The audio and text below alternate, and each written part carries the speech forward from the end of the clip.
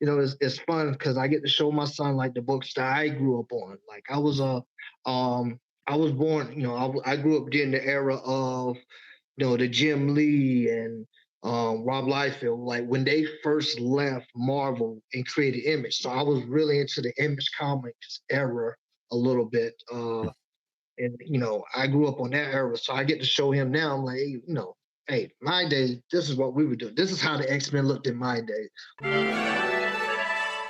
Welcome back to Inspired Inc., the CWS podcast, a show re-promote indie comic creators and become inspired by what they create and their journey of creating it.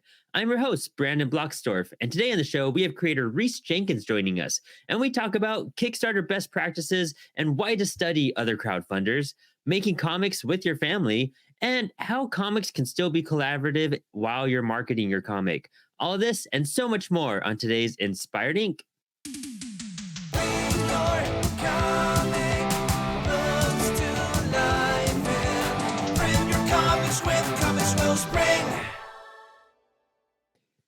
I think that's one of the biggest parts about it too, is that not until you kind of get that book in your hands and you get to like see it and feel it, do you like realize how worth it all it was. Yes. Like you go through so much stress, like, man, I mean, talk about it like with your book, like, prepping for the idea, the concept, and then working on the book and putting it together and putting into the design, working on your Kickstarter page. And then you're leading up to hype up the Kickstarter. And then the Kickstarter happens and you're launched. And, a good amount of people hit it within their first, like, probably like 1 to like 5 days hitting their goal. And that's the real struggle is like, I just got to hit goal. That's your only focus. You're just praying, like, please let me hit goal. And then you hit goal. And then it's like, it's one of those things you just want more and more. And it just doesn't seem to feed, like, no matter how many more you get, no matter, there's always like, oh, we're at 1,000, let's hit 1,500, 1,500, let's hit 2,000, 2,000, let's hit, 25, 3,000. And you just keep on wanting more rather than like accepting that, like, you hit your goal and everything after that is just something to accept and be happy and grateful for. And that enough people are interested to keep that fueled. I mean, yeah, the second or third week, you kind of feel a little bummed and you're like, what could I have done better? Blah, blah, blah. Like, I should have worked on this more. I should have talked to this person more. I should have posted X amount of times. I should have gone live more. But then you're like, I did everything I was capable of doing within that time frame. And this is only one Kickstarter out of however many we're going to continue to do as we continue to grow and make comics too. Yeah. Yeah. It's a learning curve. You get a learning curve, you know? Like And when I did my Kickstarter, I thought the same thing, like whether or not I did enough campaigning, enough podcasts, enough advertising. Like I was on it every day. I was hitting the refresh button. I was like, man, I'm going insane from it. And you just kind of sit back after the campaign is done. You're like, whew, okay, let me write down a couple things. Let me see what I could do better for the next campaign. But you're learning to grow and develop more through this. It's learning. It's difficult at sometimes, but at the same time, it's just so cool, man. yeah. I mean, I don't know. I think, once you wrap up that campaign and you could take the breather and reflect on it, it's hard to, in the moment, I think it's hard to realize like what I got to scramble the last like week and, 3 days and try to get more in those last, everyone always says like your beginning and your end are when you're going to get the most. And it's proven to be fairly accurate. I feel like our first week and our last week, we've had the most people pay attention to our current campaign. But it's like, once it's done, just take a breather. And like you said, take notes, reflect on it. As long as you can reflect and grow, that's positive. Like, what are a couple of things you feel like you could have done better on your first Kickstarter that you want to try doing on your second one? Well, with my second one, the preparation. Like a lot of my podcasts, and I did during the event. I think I should have did it a little bit beforehand, like it's like maybe 30 days out of going into the campaign itself at the beginning. I think it helped out a lot more. Just like little P's and Q's, like with this campaign, I'm setting up, more podcasts. I'm setting up, like I've seen a lot of guys like Jay Reed with his with Incision, like he's been dropping little hints for his pre-launch. the whole That's true. time. And now that's like I think if I'm not mistaken, I think he is fulfilled already. I think And so. Yeah. yeah, so it's like that was a real good learning exercise that I needed to watch other people do theirs and see what I did in mine that I could do better. So that's one of the things I'm going to try to do better to get more involved with the fans. Because come on, the fans are my fans are awesome. Yeah. I can't wait to see a lot of these guys at a lot of the conventions this year as well. Dude, that's the fun part too, is that you make connections this way, just doing Kickstarters, and you get to be like, once you get your book out and you go to conventions, you have like a way to talk to people that's a little bit different. It's like your experience, you have some knowledge with you, and you have some questions to ask. And I love that approach you just mentioned. Like, you're looking at Jay Red, like, or Reed, I forget to say how I say his last name. But tomato tomato type of thing. But observing others and what they're doing. I think we get so caught up on like, what can I do to do this better? What can I think of? What can I, fix about myself? What can I, it's a lot of me sometimes, but Mhm. taking that step back and being like, well, what are they doing before, during, after, taking notes, checking out okay, so that seemed to work with them because look how fast they like got, funded, look how much attention they got. Like, yeah, that observing our friends and our community and then going in and asking questions like, hey, how did you get ready for this? Like, Mark was just telling me for the dead and still dying campaign with him and with Jade, Yeah. how he's like, I prepped 60 social media posts so that I had almost 2 a day to get ready to send out. And Mhm. that was my preparation going into it. And I was like, dang, I wish I would have thought about that. Like, just at least mapping out social media posts or Yeah. times or days and at least having it ready, even with, we're here sitting down watching TV after a long day. You're exhausted. Your brain doesn't want to do anything, but you could go on your phone for set a timer, 15 minutes. Be like, I'm going to choose, 20 images in 15 minutes. Let me just get that ready. And then one Mhm. tiny task down. I'm going to write captions for 10 posts in, 10 minutes. Let's see if I could do that. That's a bathroom break. You know what I mean? Like, get off of All the Instagram and just, yep, yep, there you go. Yeah. Yeah, since I travel so much, I find time. I found that doing posts like that helps kill the time that Hmm. during my travels. 'Cause a lot of times when I'm on the road, I find myself, like okay, got like let's say you had a layover. We all know, Yeah. when you're at the airport, you got like 1 or 2 hour layover. That gives you time then to do a lot of the strategy that you need to do for your promotions, for your book, for your advertisement, to get yourself out there more for your digital media. Yeah, dude, honestly. Yeah, utilizing your downtime, that you don't really think that you can utilize because you're not at your drawing board or you're not like doing a live episode or something. There's so many little tasks you could do to just fill your time with. And it's what's cool is that there's like an insane amount of things you could do. Like almost nothing you do will not be used or be productive on your campaign. Almost every idea you have you could somehow utilize. It's not a waste of time to do, oh, I'm going to prep my updates. I'm going to map out, 6 updates on my Kickstarter page and make sure that Mhm. at least I'm not going into a blank screen to like, sometimes we all get that even when we're doing a Kickstarter update, that blank screen. You're like, what do I say? I'm trying to like hype people up. People are already back. Like, Mhm. what can I do? And figuring out stuff like that. Easy things to do. I mean, we just named like 6 things I wish both of us probably would have done on our Yeah. Kickstarters previously, Yeah. like, Like I'm sitting here now, like, wait, okay, let me take down a couple more. yeah, exactly. I'm gonna listen back to this episode for sure. Yeah, man. I especially the podcasting, going on to shows, like shows like this, we pre-record so early, it's hard to, bolster Kickstarter campaigns. Mhm. But going on Instagram Live, finding channels like Wednesday Night Pull List and like Jerry's Well, channel friend, oh yeah. Mm-hmm. I found, not to mean to cut you off, but No, no, I yeah. found that I got to work with Brandon DePhillis, Mm-hmm. brand, and he was running a campaign a week between the two of us. So we decided to do a cross brand together. That was one of the greatest and most awesome ideas that I've ever worked with another indie creator, and we both had the same idea. Like we had fans like, listen, if you fund this Kickstarter and then fund this one, you have a special poster you'll get from us.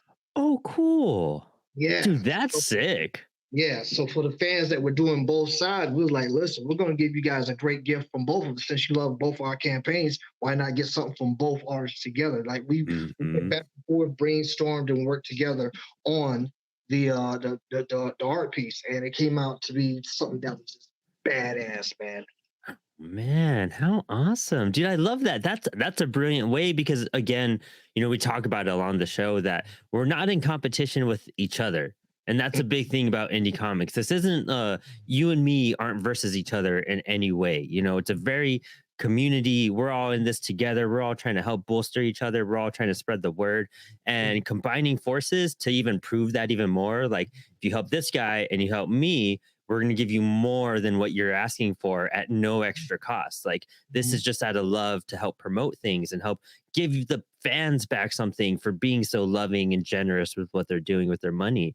And I mean, dude, what a way to like really bridge the gap between two totally different styles of books and artwork and just like mindsets. That's going to open people up to different things that they weren't, probably going to, find out about, be interested in. And it's one of those things where it's like, sometimes there's books you're like, I would have never cracked this open unless Mhm. somebody handed it to me and was like, you need to read this. Or you buy it and you're like, well, now I got to read it. Now I own it. You know what I mean? And it's like you and Brandon DePillis too, very, very contrasting in every way possible. And I love that how I would love to see that print. I got to check out a pic. Maybe I have seen it and didn't realize I saw it or something. But dude, that's a great approach. Find people who are launching the same time and month with you and make that happen together. Um, It's how a are you great. guys going to work that out with fulfillment? Like, is one of you going to include the poster or both of you, or how does that work? So this is what we do. So let's say if you funded both of them, I think Mark has the list, Oh, and cool. we'll just go from there, and then we'll send that in with the fulfillment Yes. to said entities. So that way, everyone that participated within that will be able to get that piece. So it's man, and I'm talking about it's fantastic. Like it's one of the best pieces that I've ever done. Just feel like that. Oh, cool. I love it, dude. And I mean, your artwork is extraordinary in itself. Like I'm so lucky I got to like have a sneak peek of your book and check it out. And we got to like have some back and forth on it. Yeah, Um, you're working great on book. ideas and pointers by the way too. I'll help Oh, you. thank you. Thank you so So much for that. Yeah. I loved it. I love doing that type of stuff, editorial stuff, because what's cool about looking at someone else's work is that it's a lot like teaching, like how teachers have to reinforce an aspect because they get to like find things, they look at other people's stuff and now they're observing stuff and putting things to test in their mind. And what's cool about like asking a friend for feedback is that you get to put your skills as a creator to the test and being like, what can I find here that's both positive and negative? What have I learned that could probably pass on to this person and maybe it'll help them? And that's another part of the thing where it's like, this isn't a versus type of game. There is no competition. This is, I've learned a couple skills. Let me see if I could help teach you a couple skills to help you out, and you can do with it as you may. Um, how do you think like doing that has helped you go into the production of issue two? well, it's funny because this project's with myself and my son. Yeah. We both work together on this. So when I get notes and compliments, like any criticism is great criticism to me. I don't care if it's bad or good. It's always a learning experience, no matter where you're at. And to get someone else's point of view, like looking through the window at the bigger picture, so to speak, Hmm. always helps. Yeah. I That's the best way to say it. It always helps, no matter if it's good or bad. Take what you learn and apply that to your craft and grow even further. Always believe in yourself, but believe that others can help to grow further. That's You're how. not above anyone in that sense. You know what I mean? And that's good to welcome that in. Yes, and lesser known. The one thing about lesser known comics is it's a family. Yeah. we're all it's like Mark gathered all these X-Men characters together, and we're like a big giant mutant family. Honestly, it's true. Straight up. Awesome. I love that. Dude, yeah, like it's going into that is like so interesting because you don't have finding that community. It alleviates like a lot of that embarrassment or like and it's one of those Tarantino quotes we've talked about at one point where it was just like, don't make art unless it embarrasses you to show it to people. Mhm, And it's one of those things, like it helps you take that first step into being like, okay, I'm sending this out into the world. Let's get that feedback before the whole world sees this, because mhm, I think mhm. it's better for a couple friends to find some flaws and give me advice than it is like 100 and something backers to find those flaws and then give me those advice. And Exactly, but then you sure, got ink on your face. yeah, yeah, dude, yeah, exactly. And it's like, sure, that's going to help you grow too. You're going to learn a whole lot when you have those people telling you that.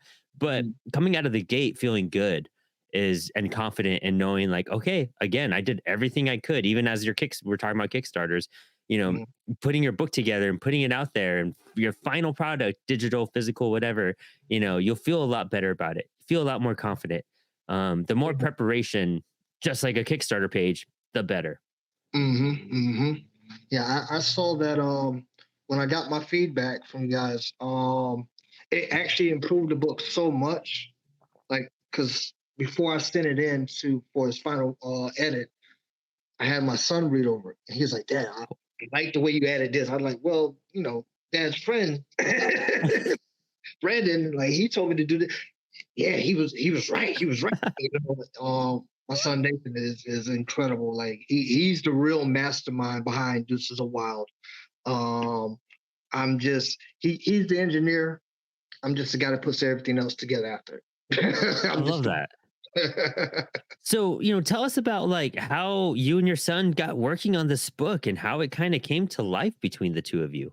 Oh well, is during the pandemic, everything is shut down, and we traveled back and forth from New York to the Carolinas because I'm originally a South Carolina born native. Oh, Um, cool. yeah, North Myrtle Beach, South Carolina, born and raised. Nice. Uh, Go Chiefs. Um, we would think of these stories to pass the time during Hmm. the travels. And we came up with the story, and it's one of those things like my son's an extremely creative mastermind type of individual. Like he can take a story and just run with it. That's one of his special gifts. He's like Professor Xavier. Nice. Um, he has this incredible mind. So we came up with these characters about two brothers, and not to give away too much of the story, but it's two brothers that are CIA agents, Hmm. and um, they basically get into this assortment of trouble to where one of the brothers gets, let's say, he falls from grace, Hmm. and he has to take what's happened during this time between him and his brother to reflect and build and try to solve a case that involved both of them.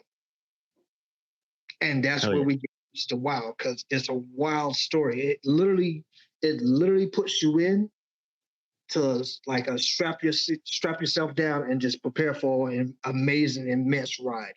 It's crazy. Dude, that's fun. Dude, and I know firsthand it's a fun book. And it's even cooler. Like once I learned it was you and your son's creation, it's one Mhm. of those things that you can only find that in indie comics. You know what I mean? Like there's nowhere else. Like I don't know. I mean, anyone could correct me if I'm wrong in the comments, but like mainstream companies don't do stuff like that.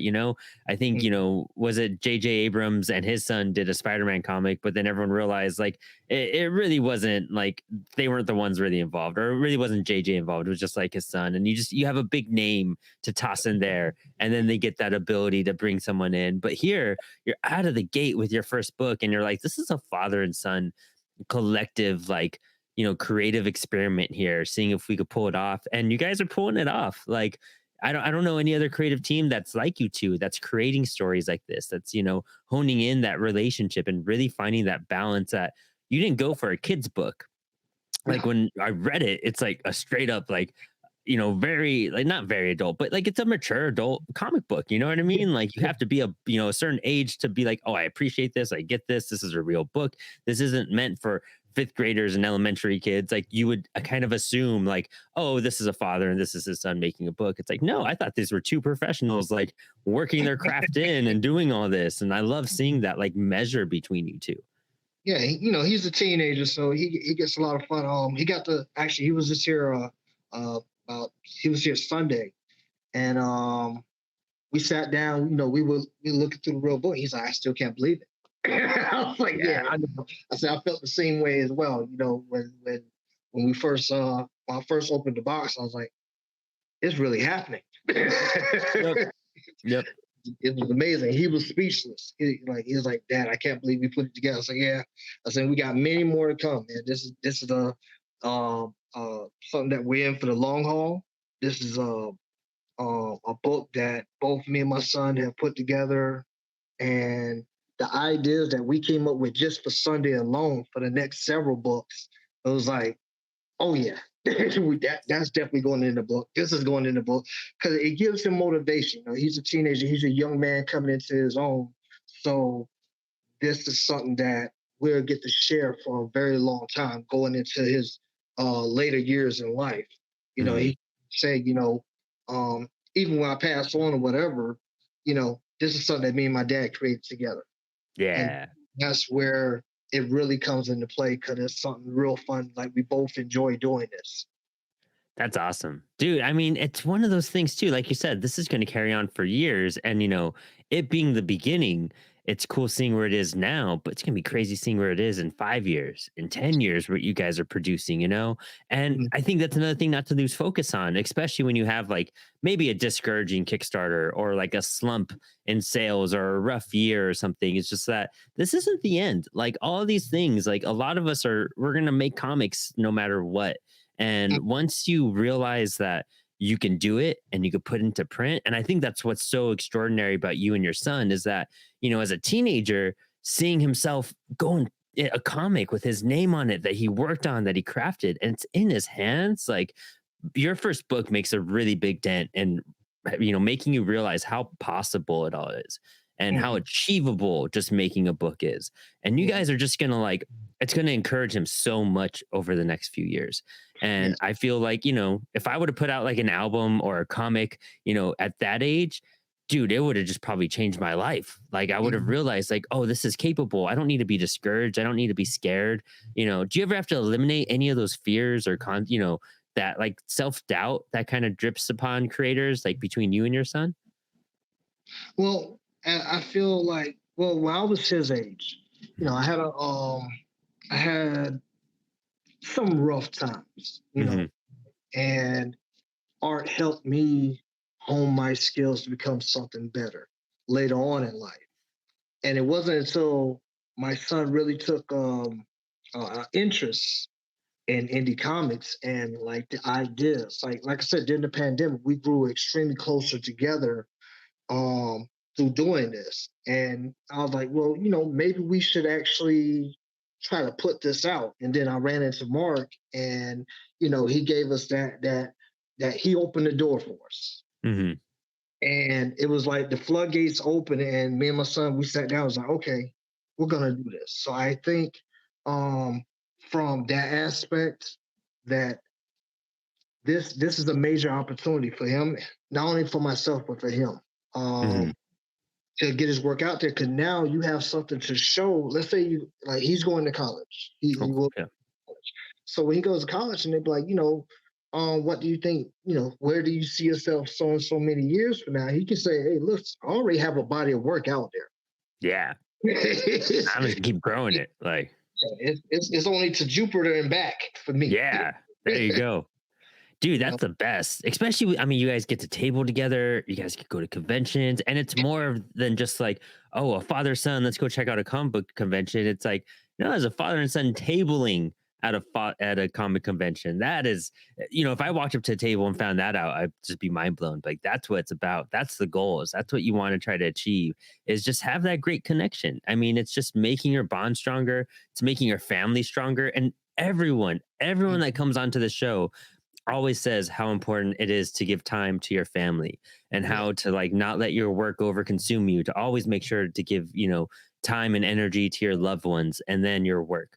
And Mm, you guys have found a way to bring both of those things together and yep. be like, yep, we're gonna make it happen and we're gonna have fun doing it no matter what. It's exciting. Like, what do you guys, looking into book two, when you're looking at the story, when you're looking at the art, when you're putting it all together, is there a different approach since you guys have learned so much at this point? Um, yeah, yes, it's a little bit of the same, and we've learned that the way we're crafting the new book and the Hmm. book after that will be within the same index of creating, but we've expanded the ideas, we expanded the universe, we've expanded the whole creation synopsis up because we can do more now. Like before, Hmm. this right here was crafted from everything was enclosed. So that's where the first story comes from. We're all Yeah. enclosed. And so now that we're able to travel more and do stuff, we see more, so we Hmm. can put more of that to our craft. Cool. Um, I think this is going to be something that's going to blow everybody's socks off. I'm telling you that if they love the first book, which I know they will, those if you haven't gotten it yet, this is Wild episode 1. If you haven't gotten it yet, go to lesserknowncomics.com. Pre-sale, you better get it before it runs out. And that's a cool part too, is that, like, now that Lesser Known's website, it just got revamped, all sorts of stuff is going up on there. It's really like interesting right now, is that a lot of, your son now has a portal to like direct people to, Yeah. and finding that way to like create that space where people could find your work and access your work outside the Kickstarter. Cause again, Kickstarter wise, I feel like people might get discouraged when they do a Kickstarter and it ends and they're just like, well, that's it. Like, only sold, 70 copies of this book and, we got more printed, but, on to the next thing. It's like, no, that means you got the book made and it's produced and printed and it proved to you and everyone else that you can do this once. But that doesn't mean the life of your book just ended. That was just to get the book produced and made and into the printer. Now it's a living thing. It's an organism. It's not going to go anywhere, And I think a lot of creators need to be reminded that, your book, market it. If it came out a month ago, 3 months ago, 6 months ago, don't just post about it once. Don't just mention it once now that the Kickstarter's done. Like, keep promoting the book, Like, if it's a year later and it's still your only book, promote that book a year later. People are still Mhm. going to discover it. Your audience is still building, and everything you do, I'm sure you see your Instagram grow all the time. I'm sure you Yeah. see opportunities happen all the time. That means people are interested in you because of that book, probably. And Mhm. so, as a creator, never to forget, finding spaces to host it, whether it be if you're part of the lesser known commune and you could be there, the CWS bookstore, all sorts of stuff you could utilize. Yes. And, Global Comics too, I believe, is a really popular indie website where people could Mhm. list their book. But I think finding those avenues online are really going to benefit each other because, like you said, you travel a lot. Do you read a lot of like digital comics yourself? Yes, I do. I read digital and physical. Oh, yeah. Most of the time, because I have so many comics, I have to, upgrade it to the digital now. Yeah. I don't. When I'm home, though, I get to read my physical comics. And Yeah. read tubs and tubs and of comics. It's fun because I get to show my son like the books that I grew up on. Like I was born.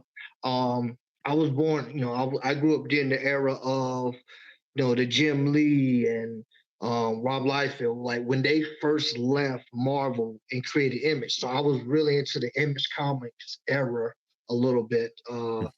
And I grew up on that era, so I get to show him now. I'm like, hey, my day, this is what we were doing. This is how the X-Men looked in my day. Yep. When Jeff Lee and Rob and those guys and Todd McFarlane, all those guys were working for Marvel, and they decided, you know what, we're gonna leave. We're out. And they Hmm. created Image Comics, and it started like it was like a shot in the arm that the industry needed. And Yeah. that, see indie comics now. Indie comics are coming up now to the more foreground because we are the shot in the arm that that we needed.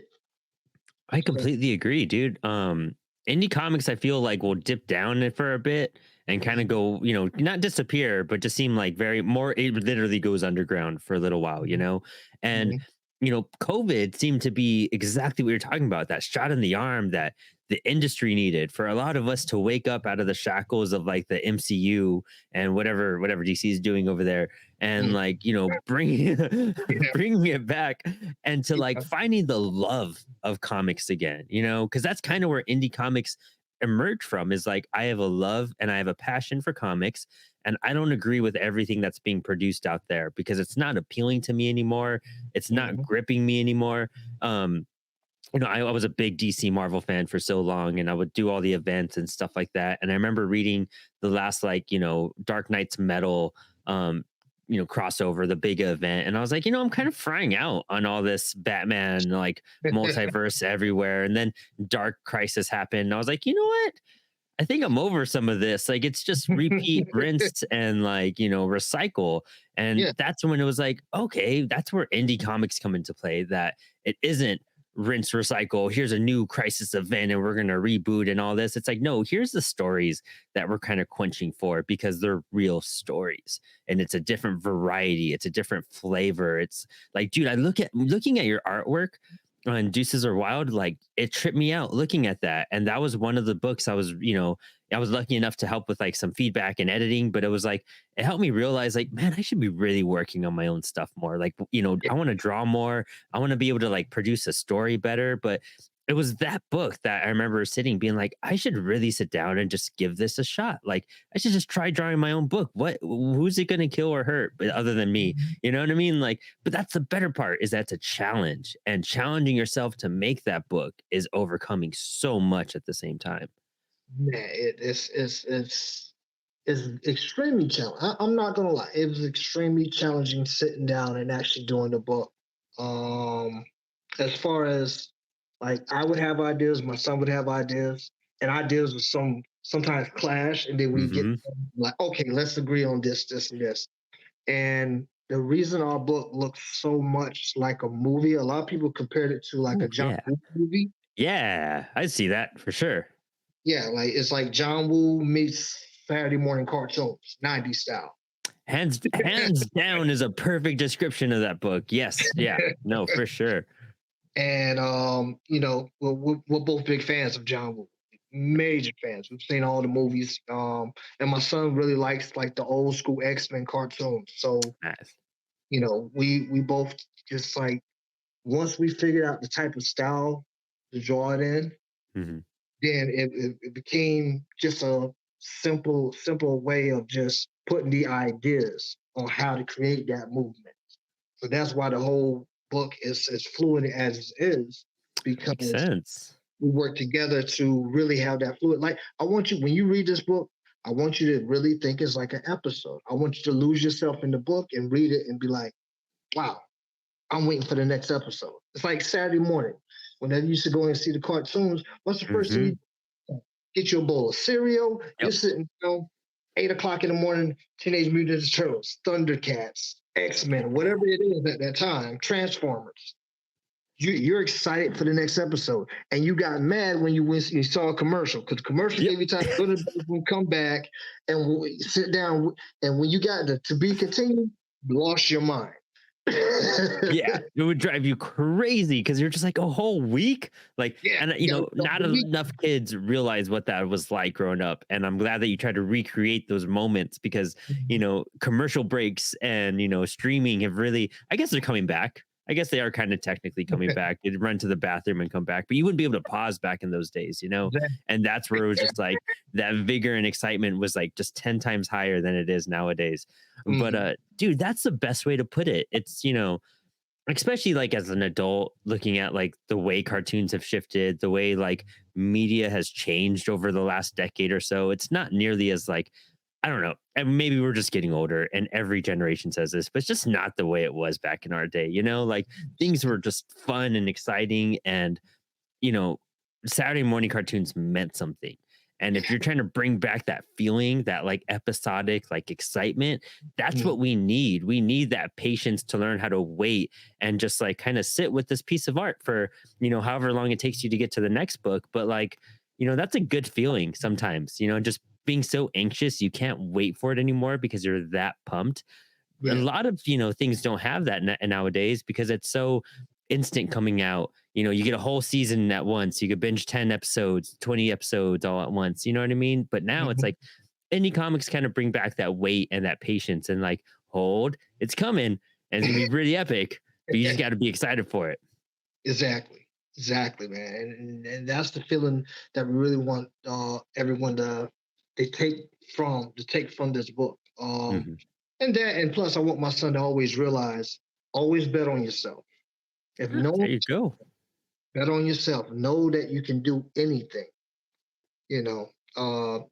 See that this has been done by his father and with him is been, to me, very heartfelt. This is very close to the vest, you I know. bet. We've had so much fun putting this together.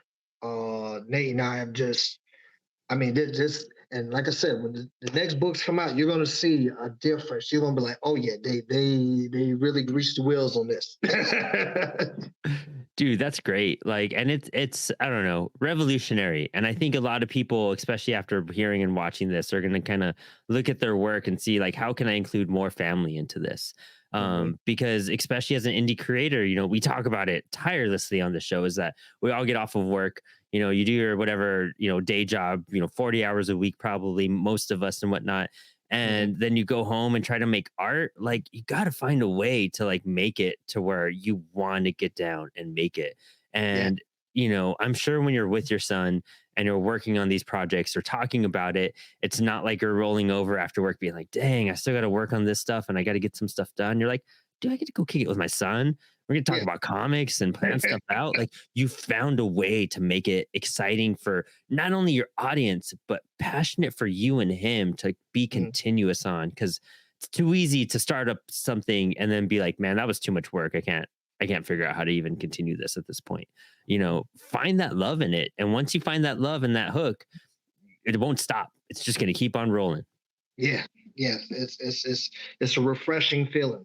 It's like I get this. It's like I get to relive my childhood all over again with him. Ah, it's That's great. what makes it so amazing. And I mean, comics are supposed to be out of love. We find we all do comics out of passion, Mhm. but mixing those with other things, man, that's where the gold is at. That's where the great stories come from. Um, and you're saying this is a lot about like John Woo, and not like John Woo, but has a lot of John Woo like influences, and you get that cinematic buildup and whatnot. Mhm. You as an artist working on those fight scenes and those action scenes, like, how do you go from bringing that from that insanity on the screen onto the page? Uh, that's a really great question. Because there's poses you have in there. There's like standalone moments that just sit so well. Like, Mm, just the way you bring them to life. And, a lot of like action scenes are just hard to pull off. I always go back to like early Frank Miller stuff because I thought he was really great at mhm, demonstrating yeah, action and yeah, Wolverine and Daredevil and whatnot.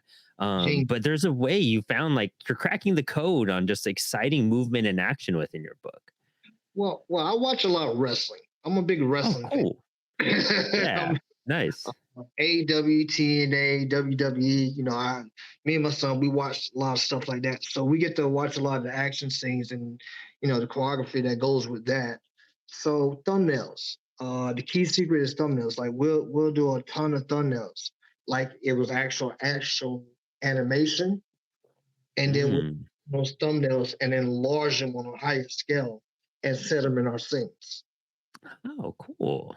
Yeah, it's a challenging process at sometimes, but other times you gotta just be like, you know what, I'm gonna put it there, and if no one likes it, then they're not gonna buy it. And even then, it's like one panel, one page. You know what I mean. Like, if someone's gonna like complain about something, like that's a great point. Like, your thumbnailing really does lay out. It's the foundation. It's your blueprints that you're gonna Mhm. build upon. And once you know those thumbnails are solid, that's when you begin to move forward. At that point, do you try to Mhm. work through like all of your thumbnails for the book first, and then move on through pencils, or is it kind of like a page by page, scene by scene aspect?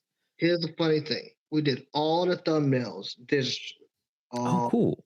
yeah, everything was done in Procreate, Oh, and nice. yeah, yeah, everything. I'm talking about from the very first page to the very last. The typing, the font, the coloring, Ooh. everything was done in Procreate.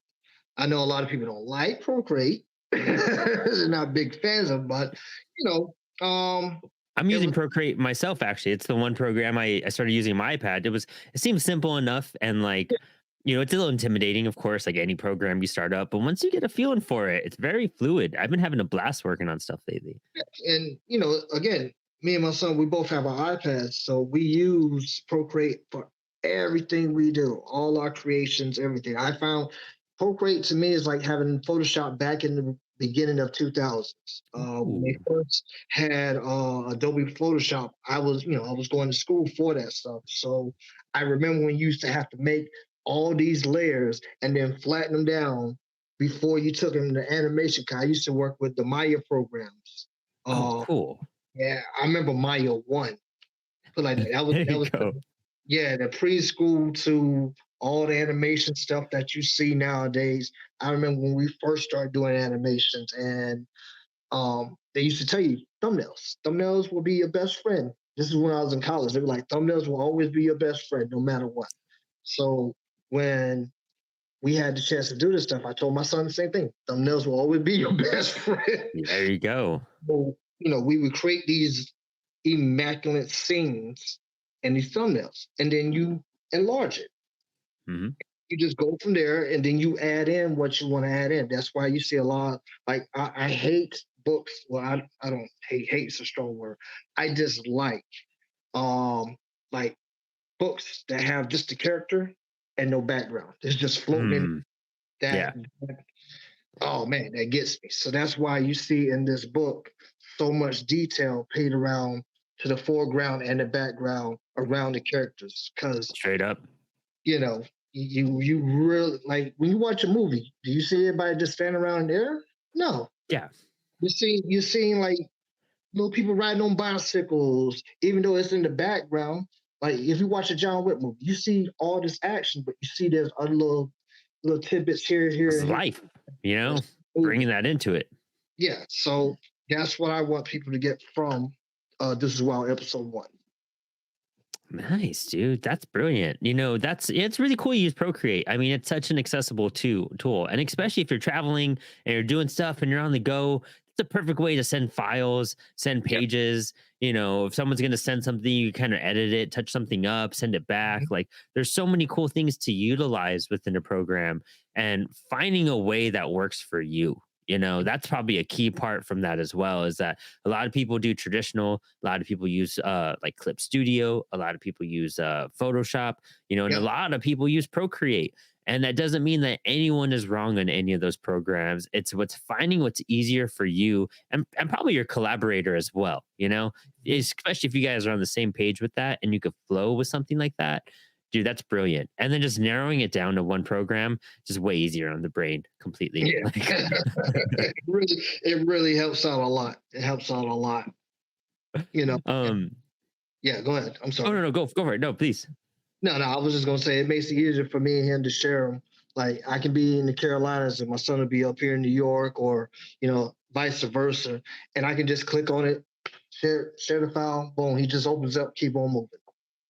How many layers do you think you use like on an average per page for everything? Wow. Um. Well, to start off just with the sketches themselves, I'm looking at about 27 layers. Oh, cool. That makes sense. Yeah. That's a nice start. That's a nice Nice. start. And I think that's something to like kind of keep in mind for people listening is like, don't be ashamed if you're doing a layer for every single aspect. Like that's good. That's what these programs are here for, is for you to like play with and mess with more than you could traditionally in a faster speed. Mhm. What I've really loved doing about stuff like that is the layering and how I could like retrace over something because I didn't like how a certain line or something came out, or fixing one part of something on a different layer when I've already worked on most of the piece. You can go back and just kind of edit like an arm or whatever to really touch it up and make it fit. Mhm. And for coloring and inking, man, that stuff has saved me. The only worst part is when you're on the wrong layer and you're working on something and you don't realize you're on the wrong layer. I think that's the only thing I've really hated. Yeah. That's like a self thing I got to work on. That's about it. I've done that so many times. I remember when we were working Mhm. when we first were doing the early productions of the book. Um, that was one of my main things I always do. 'Cause I'd always be so tired because it's the Mhm. first time I'm working on Yeah. a project like this, and I'd always be like drawing on one line. I'm like, don't go there. So I got Yeah. to flat it down and redraw. Like, oh man, this is gonna take forever, son.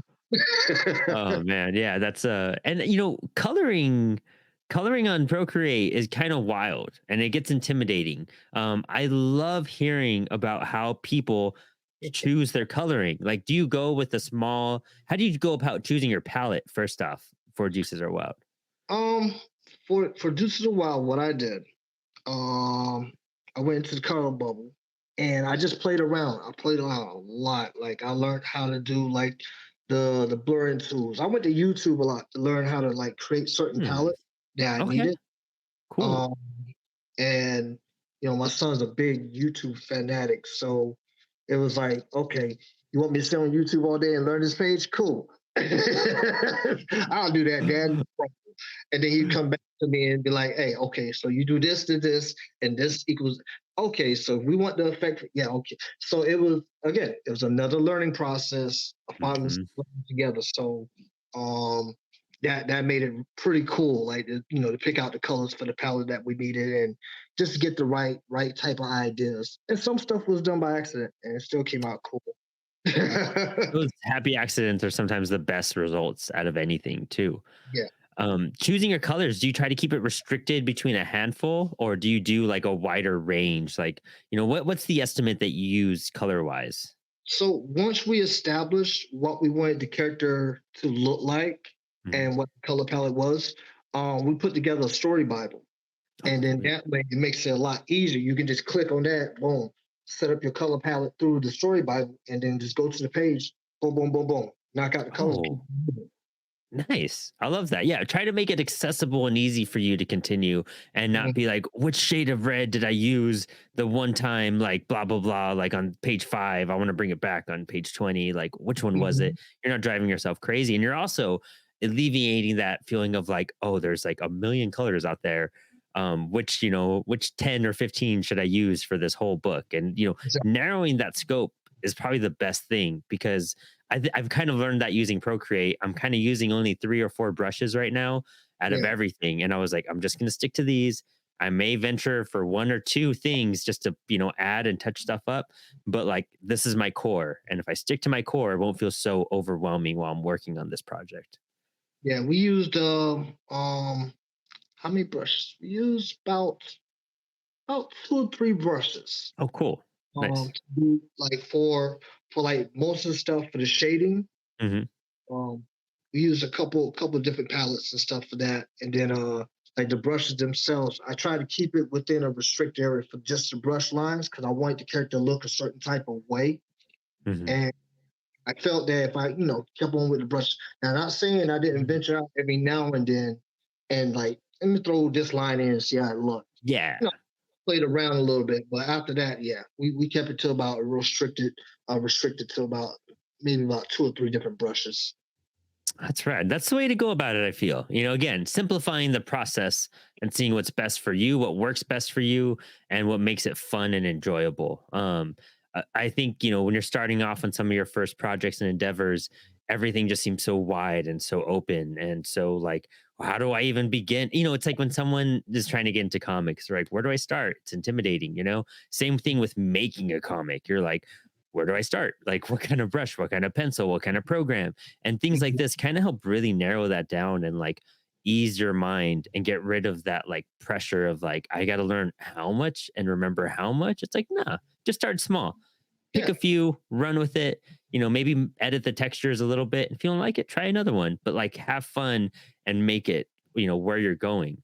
But what you were saying about like how it helped create the character and using brushes for certain characters, I think mhm, that's so interesting because it gives them themselves a different flavor onto the page as well. That bleed kind of comes out different for that person and makes them just feel it sets a tone and a vibe a bit better, I think. yes, Man, yeah, dude, it's Go That's ahead. wild. That no, I would say that's just so cool. Like I love your process. I love what you have going on here, Reese. Like it's such a cool, it's a unique way about going around comics. And I think it's something that listeners are gonna appreciate because, putting a book out is fun. But like figuring out more process stuff, I think is really reassuring for people because I think everyone's processes are so different and there's so much insecurity about like, am I doing this right? Because it's such a lonely job.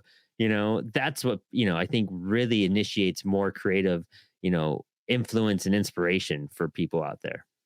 Yeah.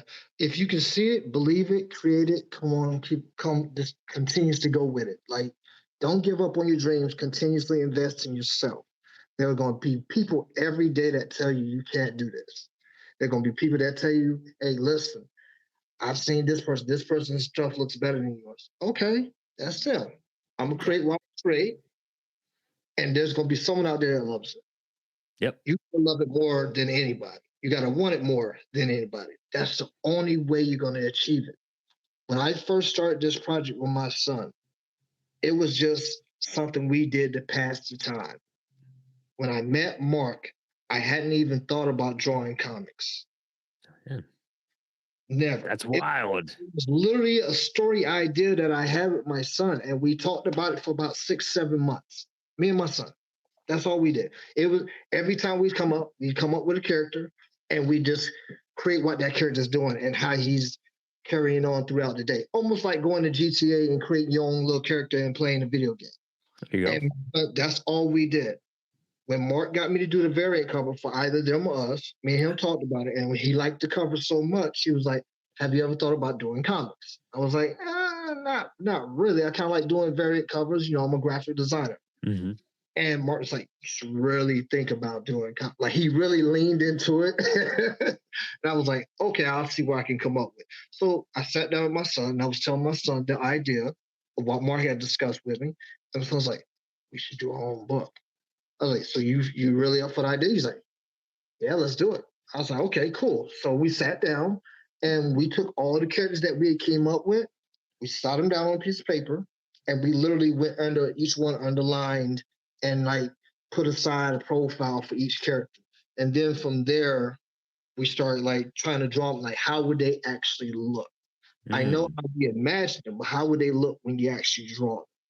What type of style are they gonna be in? We did all this stuff together to create this, and we believed in it so much that it came into fruition.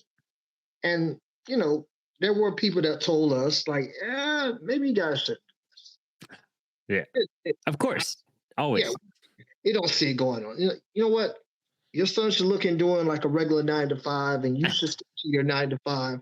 I used to work for Madison Square Garden. Oh, cool. Brad.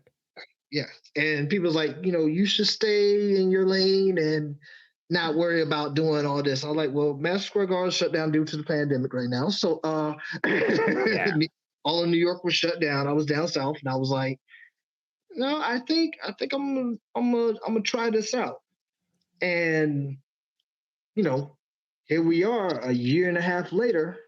Yeah. This is a wow. It's in your hands. It's made, you know?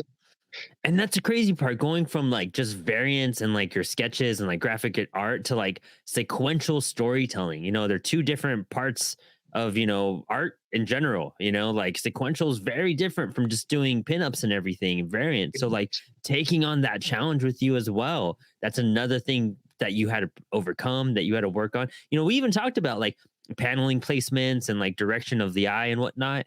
And Mhm. what's cool about that is that like you map it out and you draw it and then you kind of see your errors after it, which is a very positive thing. Sometimes you have to have it in front of you to see things, but like you went out there and you still tried. It didn't discourage you. You're just like, oh, I messed up a panel, maybe I'm not understanding this right and should give up. You're like, no, like, okay, I see how like that could be better. I could see how that could be switched around. Like, let's Mhm. implement that into our future work. Let's see what we could edit here. But now we've learned a lesson, and I think this is what this is all about. Just continuing to learn lessons and challenge yourself, but make it fun, make it passionate. Have a passion for your craft and love your craft enough that you know that when you produce this amount of work or when you produce this project, that other people are going to see the work and effort that you put into it and are going to respect it. Now, Love it. everybody's going to love it because you're going to have haters. You always got haters every day. Every morning you Hmm. wake up, you're going to have someone that doesn't like anything that you do. Don't True. give up. Go Yep. out there, put your next foot forward. Tomorrow's another day. See you back in the office. Let's get to work. Because you know what? There's also all those other people who do love what you do. And whether it be 1 or 20 or 50 or just you and your son, that's all that matters because that's what's going to come together, you know? And that's if that's what fuels you, there should be nothing stopping you at that Is point. that nothing can stop you when you believe in yourself and you have that positive energy. You just got to keep that. Hey, listen, I'm gonna keep on producing one panel, one page at a time. Keep moving. Next line. Keep moving. I love that, man. Well, Reese, this has been insanely inspirational. It gave us a bunch of information from making comics to Kickstarter just to, finding a love in, what you do. Mm. Thank you for your time and for hanging with us today. I'm super excited for your next projects. Why don't you tell us where to find you and find your work and what you're going to be up to in 2024? Yes. So 2024 will be dropping Deuces of Wild episode 2. Also, we will be on. If you want to find me, you can find me on Real Reese 1123. That is my handle on Instagram. And also, if you want to find my book, you can go to the lesser known pre-sale page, which is lesser known comics, lesserknown.com. Big shout out to Comic Wellspring. They are the producers of my book. So once we got everything put together with Lesser Known Comics, we sent it to them and they printed up this miraculous gift to me. It's such a beautiful piece of work. So big shout out to Comic Wellspring. They did a great job. Outstanding. Love it. And any plans, any conventions you have coming up this year? Yes, I actually will be attending the Baltimore Con this year. This Nice. my first big coming out party debut will be Baltimore Con. So Nice. I can't wait to see everyone there. Definitely be meet and greet. Yes, my son will be there with me. Oh, rad. All right, cool. Cool, cool. Yeah, Hype for that. so that's gonna be awesome. We're gonna have such a great time. I think you guys will be there as well, right? You Yeah, gonna be that way? definitely. Yeah, Comics Wellspring will be there. Lesser Known will be there. I'll definitely be there, doing all sorts of stuff in Baltimore. We're already planning a whole lot for that show. Yeah, yeah. So I'm definitely gonna be there. I'm gonna show up. I might be dressed as the character myself. I don't know. That'd be sick. Oh, I would love that, dude. That'd be so sick. A little cosplay for everybody. Dude, I'm so excited. I'd be so excited to hang and like just catch up with you in general, man. Like, we've known each other for I think it feels like a year, but maybe within that range or so. But It's been it's a while now. It's been a while. It's yeah, definitely like it's gonna be cool seeing each other and being able to hang out and just like look at each other's books like in person and trade them and whatnot. You know what I mean? It's gonna be heck awesome.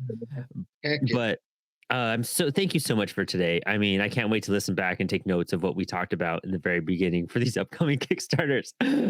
Really awesome there. Thank you so much, And man. I'm so to delighted. all of our listeners, we appreciate everything you do. Don't forget to like, subscribe, share. Check us out on Instagram. We're gonna have a TikTok coming out very soon for Comics Wellspring that'll have tons of clips from the shows and all sorts of things. But until then, thanks for hanging. Stay creative and stay inspired. Looking for high quality printing, fast turnaround, and the industry's best customer service? Look no further than Comics Wellspring. Trusted by thousands of indie comic creators, Comics Wellspring is proven to be the go to comic book printer. So when you're ready to bring your comic books to life, go to comicswellspring.com and be sure to check out one of the best platforms to sell your physical and digital comics online, the CWS Bookstore. Remember to subscribe, hit that notification bell to see our lives come out twice every single week on YouTube and podcast platforms. And also tag us when you share your favorite episodes and moments from the show. And remember, creators, thanks for hanging, keep creating, and stay inspired.